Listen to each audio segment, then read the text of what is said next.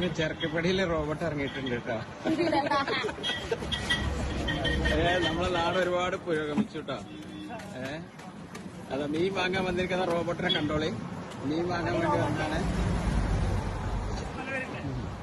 മീൻ വാങ്ങാൻ വേണ്ടി വന്ന റോബോട്ടാണ്. അതാ ഇവിടെ മീൻ കൊടുക്കണ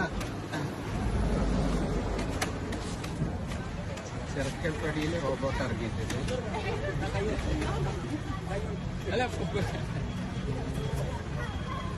കയ്യോ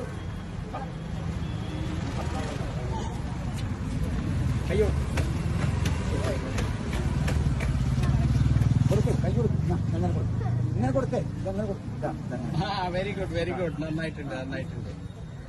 ഓക്കെ ഓക്കെ. അങ്ങനെ ചെറുക്കപ്പടി പുരോഗമനത്തിലാണ്.